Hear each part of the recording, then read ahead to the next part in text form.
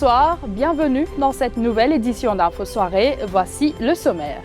Développement de taille dans l'affaire Permess, un 5e garde-choum arrêté, le gardien qui avait manipulé les caméras de surveillance. La MCIT écoutera 2 autres détenus demain. L'un était incarcéré à côté de la cellule de Jean-Kaël Permess lorsqu'il a été battu. Son avocat, Rama Valaiden, nous raconte que son client a entendu. Un engin explosif saisi lors d'une opération de l'ADSU à 4 bornes ce matin et près d'1 million de roupies de drogue synthétique retrouvées, 2 hommes arrêtés. L'économie mauricienne connaîtra probablement une décroissance de 10% en 2020. La stratégie de relance économique sera présentée lors du budget 2021. Le ministre des Finances, Renganaden Padayachi, répondait à la PNQ d'Arvin Boulel ce matin au Parlement. Deuxième jour de débat sur le COVID-19 Bill et le Quarantine Bill à l'Assemblée nationale aujourd'hui. La ministre de l'Éducation, Lila Devi-Dukan-Lutchman, annonce qu'il n'y aura pas de reprise scolaire pour les petites classes du primaire et du secondaire le 3 août prochain. À J-1 de la reprise contrôlée des activités économiques, les salons de coiffure se préparent. Rien ne sera comme avant, disent les propriétaires. Shampoing, après-shampoing et sanitizer, notre reportage à suivre dans cette édition. Du nouveau, dans l'affaire Permess, un exercice de reconstitution des faits sera bientôt effectué à la prison de la Bastille. L'objectif sera de confirmer si 3 détenus ont bel et bien entendu des cris et s'ils ont bien été témoins de l'agression mortelle de Kaël Permess. Kushraj Lechigadou, Sidik Slam et Vishal Shipchun ont consigné leur version des faits cette semaine à la MCIT sur le meurtre présumé du détenu Permess. 2 autres détenus seront entendus demain. Entre-temps, Ravish Personou, un 5e garde-choum arrêté aujourd'hui. Oui, 5e arrestation dans l'affaire du meurtre du détenu Kaël Permess. Il s'agit du garde-choum qui avait manipulé les caméras de surveillance de la prison de la Bastille. Il est accusé d'avoir éteint les caméras de la prison dans la soirée du 5 mai dernier. Placé en détention préventive, il sera inculpé ce vendredi pour computer misuse sous l'Information and Communication Technologies Act. Parallèlement, 2 autres détenus de la Bastille témoigneront face aux enquêteurs de l'MCIT demain. Ils sont Vincent Osseni et Christopher Perrine. Pour rappel, 3 détenus ont déjà donné leur version des faits lundi en présence de leurs avocats Rama Valaiden. Ces 3 prisonniers ont tous la même version de ce qui s'est passé dans la soirée du 5 mai dernier. Ils disent avoir entendu des cris et l'un d'eux, Kushraj Lechigadou, a été plus loin dans sa déposition. Selon lui, des garde-choum ont bel et bien tabassé Kaël Permess dans sa cellule. Il faut savoir que même si la MCIT enquête sur un acte criminel avec l'arrestation de 4 gardiens, la version de ces 3 prisonniers est prise avec des pincettes. De ce fait, un exercice de reconstitution des faits sera effectué pour savoir si ces 3 détenus disent la vérité. Selon l'avocat Rama Valaiden, son client, Vincent Osseni, était juste à côté de la cellule où Kaël Permess aurait été tabassé. Écoutez. Nous faisons ça 3 là, et là nous avons ce que vous connaissez Osseni, lui, il a petit berger, et lui, il sorti petit berger parce qu'il y a une allégation qu'il y a un téléphone avec lui, a envoyé la Bastille pour corriger lui un peu. Lui, il voyage dans d'après mes informations, dans transport. Donc, ça l'enquête là, elle est vitale. Et il est aussi dans sa celle à côté, Permess. Donc, elle est vitale. Et ça, malheureusement, c'est pour ça qu'il, d'après moi, peut dealer pour prendre l'enquête. Et maintenant, on a Perrine. Perrine, ce cellule, il trouve Grand Flot. Et Grand Flot, et la police, il finit sa photo. Et dans cette cellule, par exemple, cellule l'Islam, au vent, ça, au vent, forme qui donne la fenêtre qui donne sur le tarmac pour Islam fermé, tandis que pour Lechigadou, lit ouvert. Deuxièmement, pour Perrine, c'est la même chose, lit ouvert. Donc, ça 2 personnes-là, comment je t'en tape, je t'en crié, je t'en guetté. Et justement, ce 5e suspect arrêté, un habitant du Sud célibataire qui vit avec sa mère malade, semble détenir la clé de tout ce qui s'est passé. Il avait éteint les caméras de surveillance à la Bastille peu avant l'arrivée de la escort team qui accompagnait Jean-Kaël Permess. Il l'a vu sur des images vidéo d'une autre caméra CCTV. Ce jeune homme qui, selon certaines sources à la prison, pourrait tout balancer lors de son interrogatoire et faire tomber des têtes. Il devra dire qui lui a donné des directives pour éteindre la caméra. Selon ses collègues, le jeune garde-choum risque de provoquer des dégâts. Lui-même, Poukas Laclé, affirme ce soir certaines sources à Phoenix. Un engin explosif saisi lors d'une opération de là-dessous chez un habitant de Bassin-4 ce matin. Il s'agit de Yash Bissessar, alias Barbie, des officiers de l'Explosive Handling Unit et la Bomb Disposal Unit de la Special Mobile Force ont dû intervenir pour le désamorcer dans les locaux de là-dessous de Cœur-Pipe cet après-midi. 900 000 roupies de drogue synthétique ont également été saisies chez son ami Yagesh Ulgor, alias Ronron. Premier constat de la SMF, l'objet n'a pas été conçu de manière artisanale chez Adjadou. Les limiers étaient à la recherche de drogue et sont tombés sur un engin explosif. Tôt ce matin, ils ont perquisitionné les domiciles de Yagesh Ulgor et Yash Bissessar. Chez Yash Bissessar, les policiers sont tombés sur un objet cylindrique sur lequel était inscrit « Explosif danger ». Les policiers ont alors fait appel aux experts de la SMF. L'objet a été examiné cet après-midi. Il s'agit bel et bien d'un engin explosif qui aurait pu avoir beaucoup de dégâts selon des sources proches de l'enquête. Cette affaire intéresse également la cellule antiterroriste. 960 000 roupies de drogue synthétique ont été saisies lors de cette opération chez Yagesh Ulgor. Et chez le deuxième, environ 25 000 roupies de semences de cannabis. L'opération a été menée par les hommes de l'inspecteur Nandou et du sergent Dilou. Les suspects seront inculpés pour trafic de drogue et possession d'explosifs.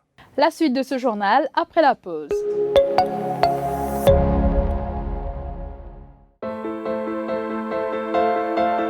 For over 3 decades, Al Shifa has been traveling around the world to bring you the finest honey. Pure, untouched, the way it is created in nature.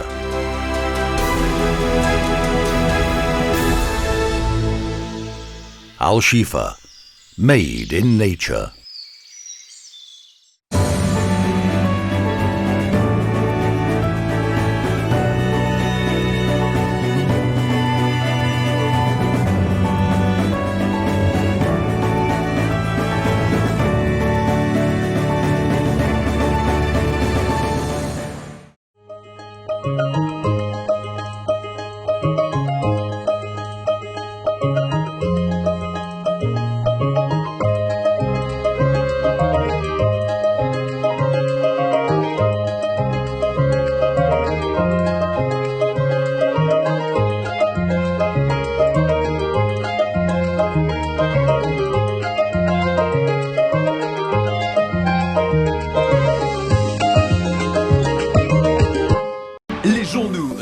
Media Group en e-paper en vente à 10 roupies l'exemplaire. Pas nécessaire sortir tout dans la case ou lié au journal. Paiement en toute sécurité par carte de crédit. 10 roupies l'exemplaire.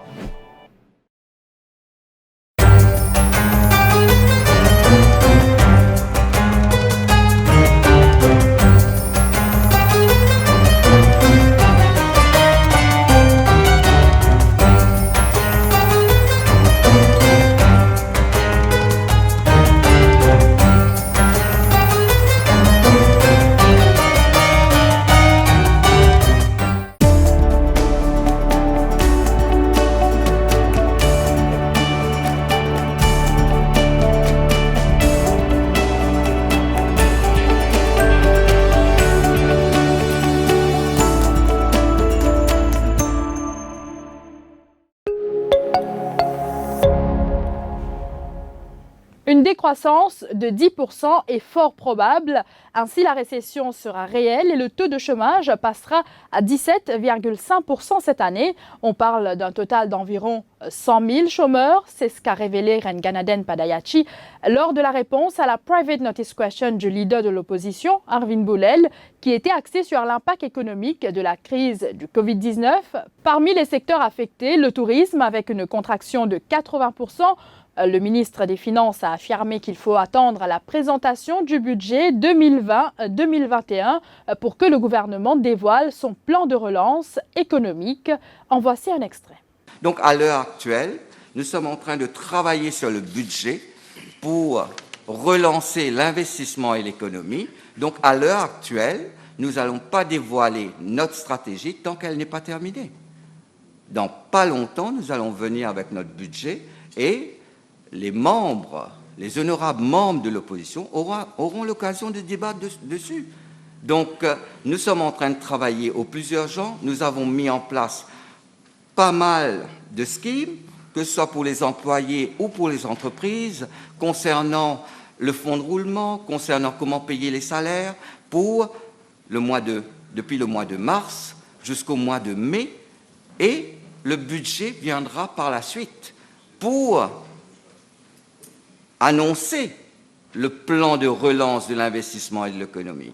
Donc, concernant le Project Development Fund, en temps et lieu, nous allons annoncer comment on va procéder au financement et d'où sortiront ces financements. Mais comme je peux le dire dès maintenant, tout ce qui sort pour la finance publique, je pense que les anciens ministres des Finances le savent, ça sort du Consolidated Fund. Le débat sur le COVID-19 Bill et le Quarantine Bill s'est poursuivi aujourd'hui à l'Assemblée nationale avec 14 orateurs. Et lors de son intervention, la ministre de l'Éducation, Lila Davidou-Knutschmann, a annoncé qu'il n'y aura pas de reprise des classes pour les écoles pré-primaires le 3 août prochain. Ce sont uniquement les élèves des upper grades du primaire et du secondaire qui reprendront le chemin de l'école, mais avec une population réduite. Parallèlement, plusieurs amendements seront apportés à l'Education Act, comme l'âge limite pour terminer le cursus scolaire. En voici un extrait. We in Mauritius have opted primarily for differential reopening, with students of the upper grades, primary and secondary, resuming on the 3rd August, and those of the lower grades at a later stage. Having a reduced school population at any given time, it will be easy to maintain social distancing, and this will contribute to the prevention of resurge or second wave of the pandemic. But obviously, the evolution of the pandemic weighs on the final decision, and we will depend on that. And we will be guided by the Ministry of Health and Wellness in our decisions. Naturally, it is not only the timing, but also satisfying other preconditions that will dictate school reopening. Thus, preventive measures, intervention actions, temperature screening, physical spacing between students and in classes, staggered dropouts and pickup times, as well as staggered breaks, would have to be kept in the loop. Mr. Speaker, sir, many of these actions will certainly be carried out administratively, but will require the legal backup. Pendant ce temps, la commission diocésaine Justice et Paix de l'Église catholique se joint à ceux qui ont dénoncé la précipitation pour la présentation des amendements. Elle remet en question les pouvoirs discrétionnaires donnés au Premier ministre et d'autres ministres, ce qui peut, je cite, amoindrir encore le pouvoir de l'Assemblée nationale. Le communiqué relaie ces interrogations. Quelle assurance avons-nous à propos de la durée des lois d'exception? Combien de temps dureront-elles? L'inquiétude de l'Église catholique, c'est qu'une fois adoptées, ces deux lois installent de nouvelles habitudes au sein de la conduite de l'économie et qu'à la longue, les décideurs de ce secteur ne veuillent plus les perdre. Pour Jean-Maurice Labour et Jean-Paul de Chazal, les droits des travailleurs sont menacés par les facilités de licenciement qui seront données aux employeurs. Beaucoup sont angoissés devant une possibilité de perte d'emploi à n'importe quel moment. Comment accompagner ceux qui sont ou vont se retrouver sans emploi ou en chômage technique, se demande la commission diocésaine Justice et Paix.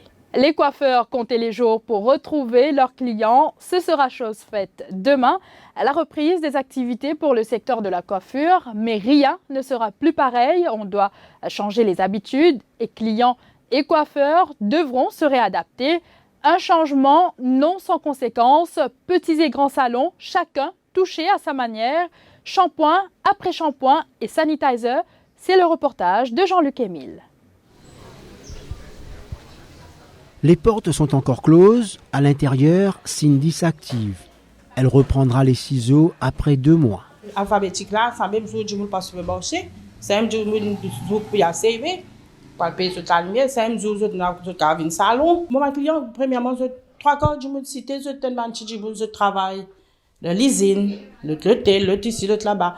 Mais ça joue qui se fait le travail là, mais ça joue là, je ne peux pas aller dans le salon. Et pour moi, prendre rendez-vous à soir, quand je dis ça aussi, je ne peux pas prendre beaucoup. Il faut c'est 1 ou 2 ou 3, mais pas plus. Parce que sinon, c'est un photo qu'il est pour travailler.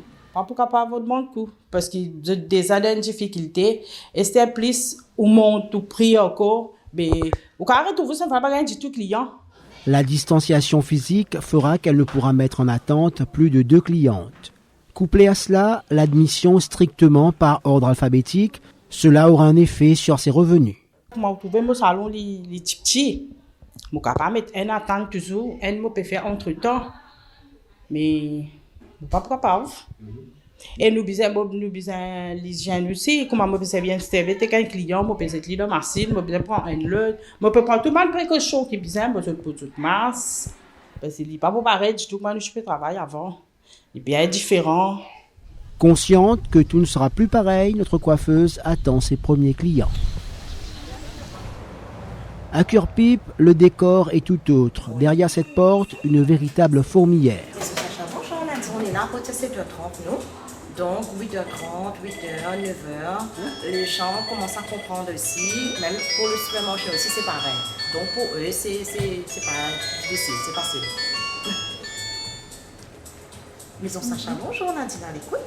Entre réservation, nettoyage et briefing, Sacha Mossafir est prêt pour la nouvelle réalité de son métier.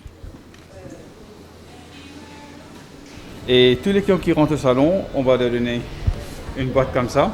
Vous avez leur cap qui est lavé à l'eau chaude à 160 degrés. Donc ça, définitivement, juste après que les clients a terminé, on va tout de suite repasser au lavage. Et ils ont le gant s'ils ont besoin. Et donc avec le pot de masse s'ils ont oublié, définitivement. On va refaire le shampoing, mais on demande à tous les clients de venir au salon avec le cheveu propre. Très très important. Okay. Comme quoi ici au salon, pour avoir un travail plus précis, on va devoir refaire un shampoing convenable et définitivement. Et on redemande les clients de vraiment faire le shampoing avant de venir. Pour les hommes comme pour les femmes, les gestes barrières indispensables. Le sanitizer a trouvé sa place à côté des crèmes, shampoings et après-shampoing. On a donné à chaque personnel un nouveau set de peigne, donc je pense que j'en ai 50 000 à peu près à ce jour. Et ça va continuer parce que là je vais devoir avoir d'autres stocks de serviettes, d'autres stocks de capes qui sont en train de rentrer, donc beaucoup plus, comme par exemple en Europe, tous les salons et prend 2 € de plus sur le tarif habituel des clients. Mais nous on va pas le faire, okay? On va essayer de l'absorber à l'intérieur.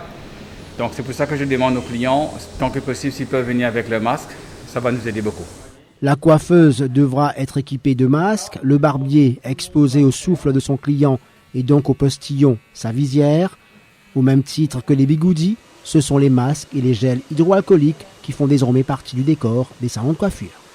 18 bureaux de l'état civil situés dans les différents districts vont rouvrir leurs portes dès demain. 3 seront uniquement consacrés à la carte d'identité nationale. Les heures d'ouverture sont du lundi au samedi de 8h45 à 16h. Ces bureaux seront toutefois accessibles par ordre alphabétique, sauf pour les décès. Par contre, concernant les célébrations de mariage, l'état civil n'a pas encore de date de reprise.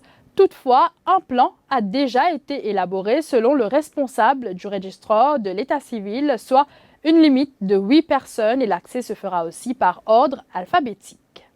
La Mauritius Post reprendra également ses activités à partir de demain, de 8h30 à 15h les jours de semaine et les samedis de 8h30 à 11h30, sauf pour les bureaux de poste à Eben et à Trianon. Les horaires sont de 9h à 15h30 en semaine et de 9h30 à 13h le samedi. Gerard Jitu, Business Development and Marketing Manager, explique que plusieurs dispositions ont été mises en place pour réguler l'afflux de clients et permettre ainsi le respect du protocole de distance sécuritaire. Le port du masque est obligatoire. Des désinfectants pour les mains seront fournis aux clients à l'entrée. Toutefois, les paiements des factures des services publics tels que l'électricité, l'eau, le téléphone ou encore le renouvellement des vignettes de déclaration seront traités par ordre alphabétique. Nous sommes arrivés à la fin de cette édition. Merci d'avoir été des nôtres. Très bonne soirée à vous. L'info en continu sur le www.defimedia.info.